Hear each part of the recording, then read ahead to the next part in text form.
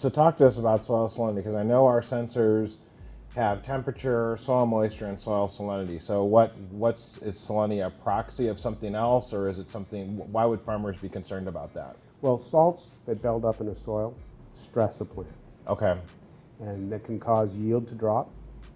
And so in particularly western regions, soil salinity can be quite high. In areas where there's very little natural rainfall, or you're using reclaimed water, or brackish water, salinity can build up in the soil. Okay. And when salinity gets to a certain level, it's going to impact the crop health and quality of the crop, and that could be a very detrimental effect to some of these farmers. So one of the things about managing irrigation is if you do a really good job of managing your water, you can get salinity buildup.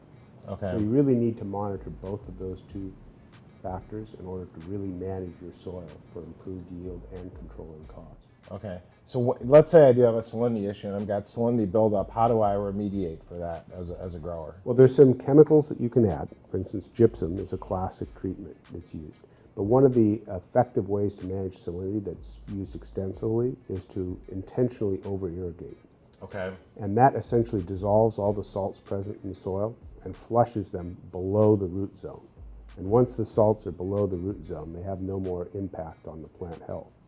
Does that work even if you're using like reclaimed water or gray water or anything like that? Or if you're over-irrigating with gray water, it won't really solve the problem? Well, you can't get the water quality any better than the irrigation water you're using. Yeah. But generally what happens is over time, you're not applying as much water as the plant maybe needs over time. And so the salts, basically every time you water, the salts get left behind. And they accumulate over time. Okay. And the issue is eventually that builds up to a level that's going to impact your crop health. Okay. And so you need to intentionally over-irrigate under those conditions in order just to get rid of the salts. Okay. And the Grow Guru sensor can help in that by not only tracking the salinity to tell you when salinity is going to become an issue, but also verifying that you've wetted the entire soil profile. And actively moved water through the soil. Okay, so it's a combination of both things kind of working together. Right, And you're measuring soil salinity and soil moisture at various depths within the soil at different root zones. Correct. So if you have a crop that's roughly spanning a root zone of 3 feet, you might have a sensor at 1 foot, 2 foot, and 3 feet. Okay.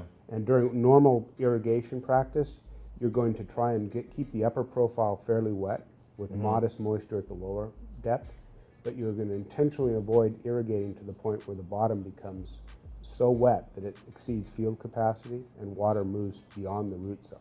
Okay. When that happens, essentially you've wasted the water and you've probably carried nutrients below the root zone as well. Okay. But if you do manage irrigation extremely effectively, you may end up with salt buildup in that upper profile. Okay. So eventually you may need to do a flushing and Okay. potentially over-irrigate. And with the sensor data, you can actually see that you've got the deep sensor wet and you've moved water effectively through the soil, and you'll see a significant drop in the soil salinity. Okay. Awesome.